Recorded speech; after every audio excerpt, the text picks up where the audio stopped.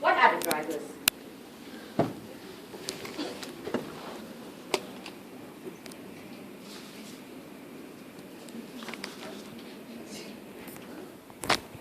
Okay. You then say, globalization is political, technological, cultural, as well as economic. Have you got them all? You have. You have. Now, politics. Who have you had? You had Stalin. Yeah? Yeah? What you don't have is the homework or the translation type. Yeah? That this politics as that's what I say you have to have. You have to have politics. Say, okay, you can say yes, you can say no. Yeah? Just now, Hoffman skeptics say no. You've got to have someone who says yes. Yeah? Technological, have you got it? Yes. You have who? Pascals and McLuhan. Yeah? These are technological. Cultural, have you got one? Have you? You have evidence. You have prophecy. Economics. Yeah, many. You have Omae. You can count Pascal in there as well. They count it in real time. It's very important. You can count Push and Thompson. Yeah. Oh, just now culture forgot Fukuyama. Fukuyama. So you have a lot already. But how come that is another part here? Because the first part, that was the debate on whether it's realism. That's why you hear the word skeptic hyperbole, come as the theme, and I show you the DVD. That one is about whether it's realistic. Now they separated into another type of debate, drivers. Yeah, and they want you to know Wallerstein. Wallerstein.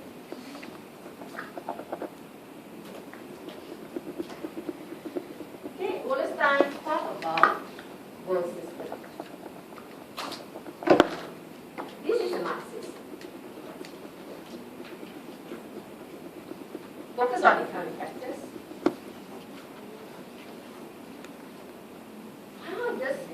How does the world look like? It looks like a single division of labor. The world composed of division of labor of different countries specialize on different things.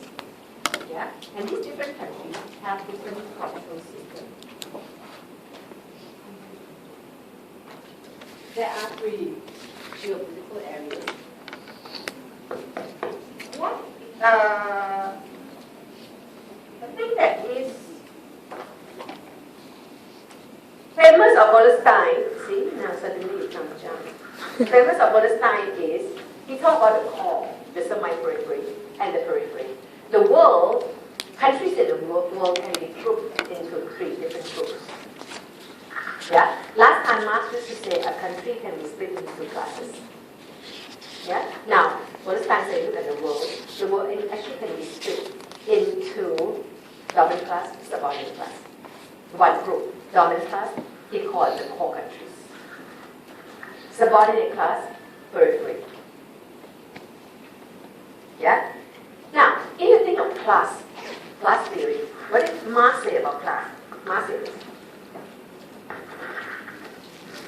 Marx said we are living in a system called capitalism. Yeah? Capitalism creates 2 classes. 2 dialectical classes. Got it? The dominant class has to create a subordinate class. The relationship in the 2 classes is dialectical.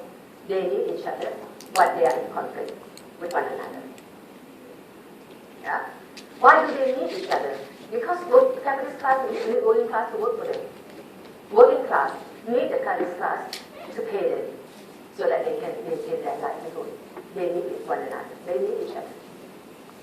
They are in conflict because the capitalist extracts surplus value. Yeah? The capitalists exploit them by taking more than giving them. Because the value of product should be value of labor. Yeah? That is labor value. Yeah?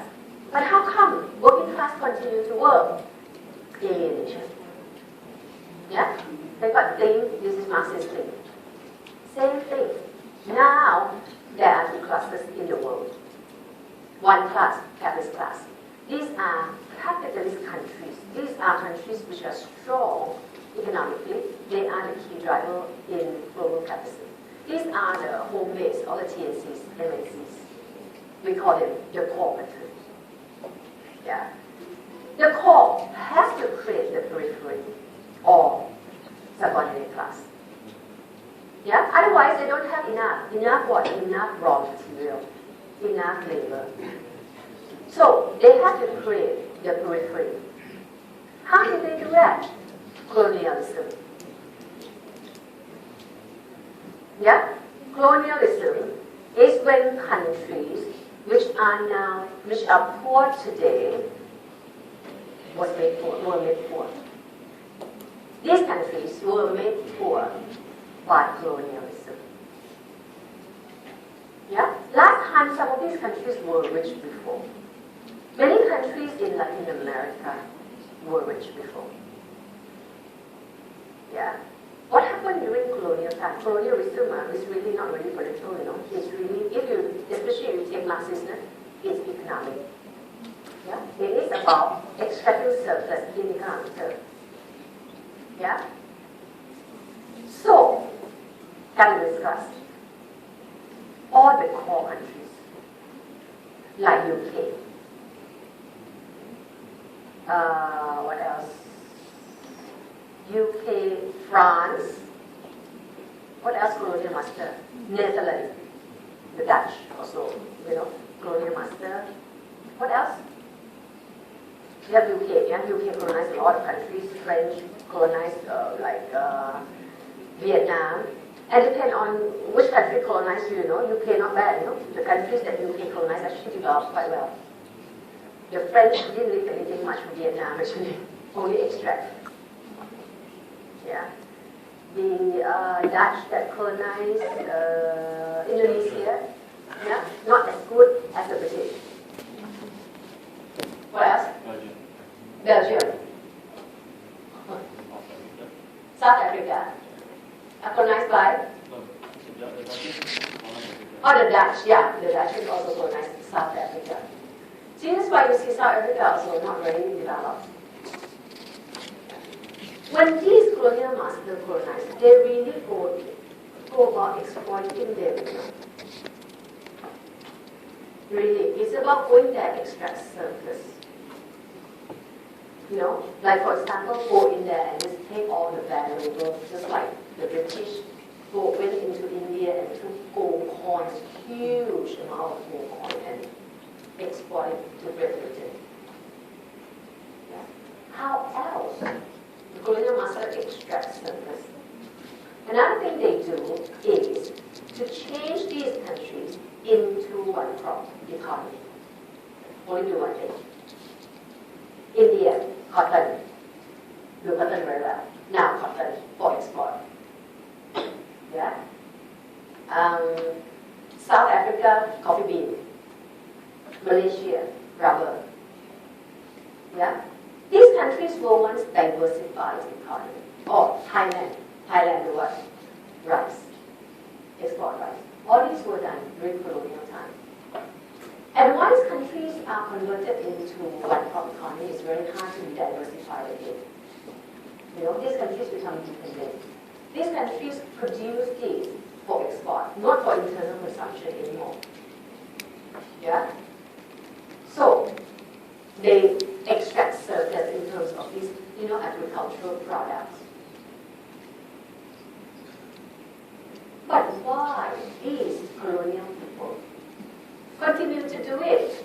They have to create alienation, and that came in form of colonial mentality. Have you heard about colonial mentality?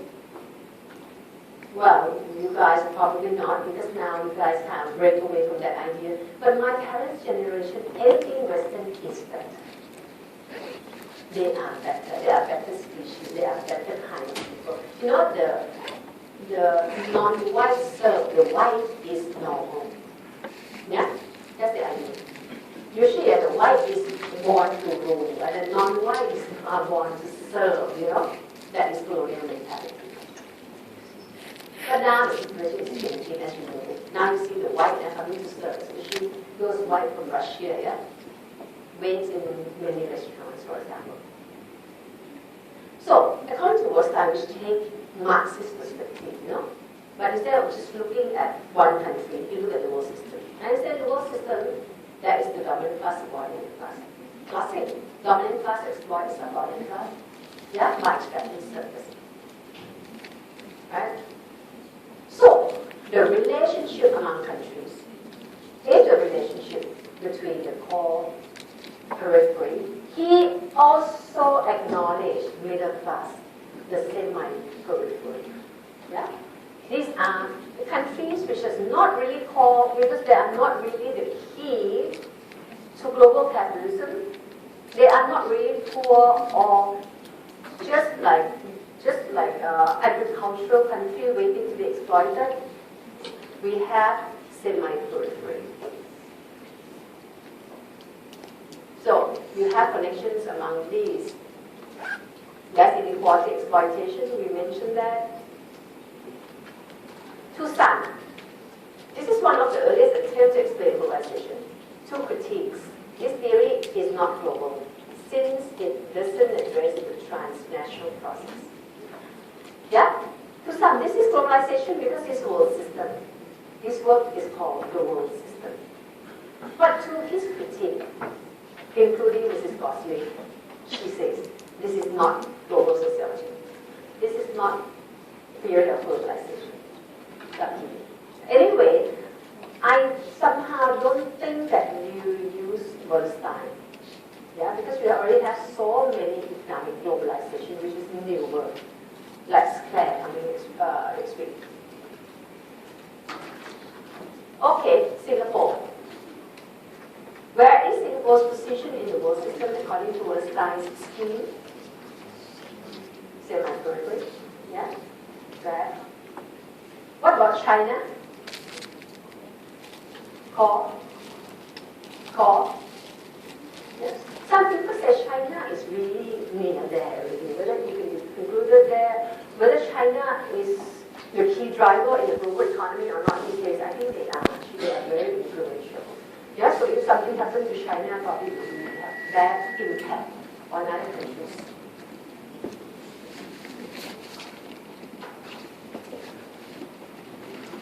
Okay, another guy. Just now, they introduced you to Wolstein in terms of economic globalization. Now, this guy is political. Yeah, I can bring political, usually not sociologist. Again, this guy also a political scientist, not sociologist. This guy teaching at Princeton. You know Princeton? In the US. Yeah. Okay, what did this guy say? Somehow will become politics, yeah? And being written by politician or not really politician, political scientist, yeah? It's not that sociological and not very interested in these ideas. But anyway, it's in the subject, guys. This one talks about USA that helps countries connected through what? Through encouraging economic globalization. Yeah? So it's not about economic per se, It's about politics. It's politics that lead the economy. Yeah? It is a politics. The idea that USA would like to have power all over the globe. Yeah? Yeah? It is about power of the US that control all countries over the globe. In order to do that, in order to advance its global political power, hegemony, authority, yeah, the US then helped to rebuild Japan and the West after World War II. Under something called Marshall Plan or Euro Recovery Plan, so that US can influence these countries. They become US allies, they are under US hegemony. Other things include help the needs or the next newly industrialized country access to U.S. market, help to create IMF and World Bank. Yeah, World Bank last time was called International Bank for Reconstruction and Development, was created after World War II in order to give loans to countries being affected by war, in times of nation building. So how to boost the economy? Because, U.S. was very afraid. If these countries did not do well, they would join the USSR communist camp. Yeah? In order to contain USSR, yeah? Communist Russia, US create a lot of things to help these countries, yeah? To improve their economy after being ravaged by war. Yeah? In doing that, US enhanced that global political presence.